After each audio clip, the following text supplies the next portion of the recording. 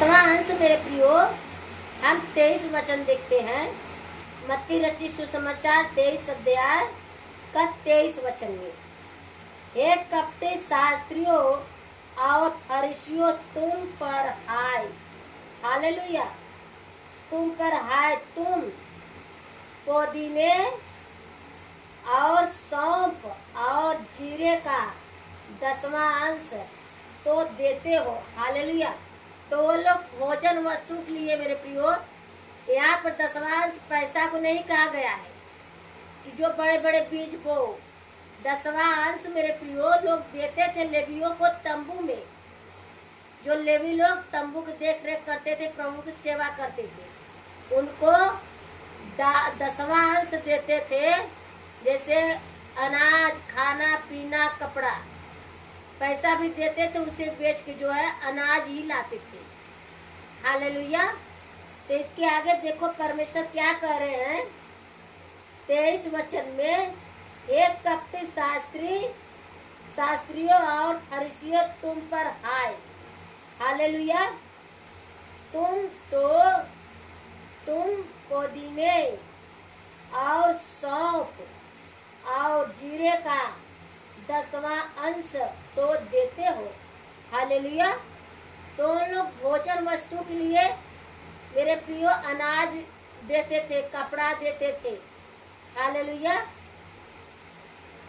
इसके आगे हम देखते हैं मेरे प्रियो, परंतु तुमने व्यवस्था की गंभीर बातों को अर्थात न्याय और दया और विश्वास को छोड़ दिया। यहाँ पर यीशु मसीह साफ कहते हैं मेरे प्रियो, तुमने व्यवस्था की गंभीर बातों को छोड़ दिया। हालेलुया। चाहिए था कि इन्हें भी करते। हालेलुया।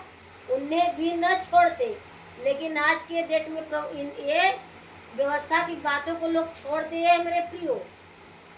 इसके आगे हम 24 वचन में देखते हैं, अंधे अगुओं का मच्छर को तो छान डालते। अंधे अगुओं को तो मच्छर को तो छान डालते हो, परंतु ऊंट को निगल जाते हो। हालेलुया। ये बातें क्यों कही मेरे प्रियो? यहाँ पे लोग दिखाने के लिए तो करते हैं मेरे प्रियो, लेकिन ऊपर का दिखावा कुछ और और करने की कुछ और। इस बात में परमेश्वर कहते हैं, हे अंधे अगुओं, तुम मच्छर को तो छान डालते हो, परंतु ऊंट को निगल जाते हो। हालेलुया। एक कपटी 25 वचन में, एक कपटी फरीसी, एक कपटी शास्त्रियों और फरीसियों, तुम पर हाय। हाय बार बार यीशु मसीह बोल रहे हैं मेरे प्रिय। क्यों? तुम कटोरे को, थाली को ऊपर से तो मांजते हो, परंतु वे भीतर अंधेर और असंयम से भरे हुए हैं। आज के डेट में ऐसे ही लोग हैं मेरे प्रियो। ऊपर से दिखावा तो कुछ और करते हैं, लेकिन भीतर से कुछ और है। उसके विषय में हाय हाय परमेश्वर फरीसी और शास्त्री बोल रहे हैं मेरे प्रियो। अब आज के डेट में ऐसे ही लोग मिल गए हैं मेरे प्रिय भाई बहन, जो हमारे भाई बहन को और सभी भाई बहन को, मेरे प्रिय भाई बहन, प्रभु के गहरी भेद को नहीं बताते, परंतु उनके मन को बात को बताते हैं कि जिससे उनके मन को बात को कहते हैं वो उसी में खुश हो जाते हैं, लेकिन सत्य को, व्यवस्था को नहीं बताना चाहते मेरे प्रिय भाई बहन। हालेलुया। परमेश्वर इस वचन से आशीष दे। इसके आगे हम देखते हैं 26 आयत में, हे अंधे फरीसी, पहले कटोरे और थाली पहले कटोरे और थाली को भीतर से मांज, यानी अपना आत्मा से, अपने आत्मा पहले सफाई कर, उसके विषय में परमेश्वर कह रहे हैं, थाली को भीतर से मांझ की वे बाहर से भी अच्छे हो। हालेलुया।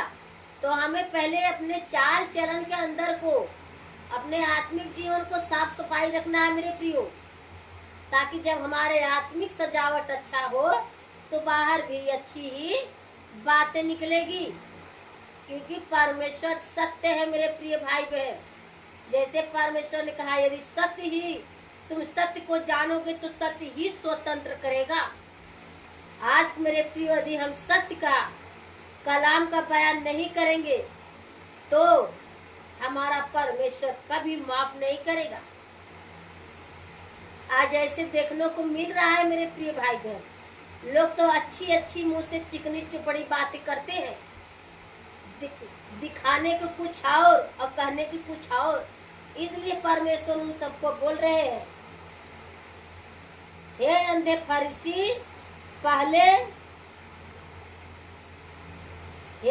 फरीसी, पहले कटोरे और थाली को भीतर से मांझ कि वे बाहर से भी अच्छे हो। तो हमें यीशु मसीह के वचन को खाना है मेरे प्रियो। प्रभु के वचन से हमें समझना पड़ेगा। यहाँ पे तो ऐसे 23 से मेरे प्रियो, 23 वचन में परमेश्वर दशमांश के बारे में तो बता ही दिए कि दशमांश किस चीज को इजरायली लोग लेवियों को देते थे जो तबू में परमेश्वर के रहा करते थे। यहाँ पर एक बार और हम दोहरा रहे हैं मेरे प्रियो, समझो। हालेलुया। हे कपटी शास्त्रियों और फरीसियों, तुम पर हाय, तुम पुदीने और सौंफ और जीरे का 10वां अंश देते हो। हालेलुया। तो पहले के जो लेवी लोग थे मेरे प्रियो, लोगों को भोजन वस्तु मिलता था। हालेलुया। इसके आगे हम देखते हैं, परंतु तुमने विश्वास की गंभीर बातों को अर्थात न्याय और दया और विश्वास को छोड़ दिया। तो हमारे क्या अंदर होना चाहिए मेरे प्रियो? दया होना चाहिए, न्याय और दया और विश्वास होना चाहिए। हमें विश्वास योग दयामन तो होना चाहिए मेरे प्रियो। हालेलुया। तो इस बात को तो समझ गए होंगे मेरे प्रिय भाई बहन कि प्रभु किस चीज के दान के लिए बातें बोल रहे हैं। ये पहले लेवियों के लिए था, लेकिन आज के डेट में दान है। हालेलुया। तो दान हमें देना है मेरे प्रियो, प्रभु की सेवा के लिए, प्रभु के राज के लिए। लेकिन किसी का रुला के, धमका के, डरा के परमेश्वर के नाम से नहीं। 1 रुपए भी अगर इंसान के पास है तो अपने विश्वास से परमेश्वर के राज के लिए दे, उसमें परमेश्वर उनको आशीष भी देंगे। परमेश्वर इस वचन से आप सबको आशीष दे। यदि कोई प्रश्न पूछना है मेरे प्रिय भाई बहन, तो कमेंट बॉक्स में आप हमको जरूर इस क्वेश्चन का जवाब दीजिए। उत्तर कुछ भी पूछिए, मैं उस क्वेश्चन का उत्तर देने का कोशिश करूंगी। इस वीडियो को ज्यादा से ज्यादा शेयर, लाइक जरूर करें मेरे प्रिय, ताकि हमारे और भाई बहन भी सत्य को जान सके। परमेश्वर आप सबको आशीष दे। आमीन।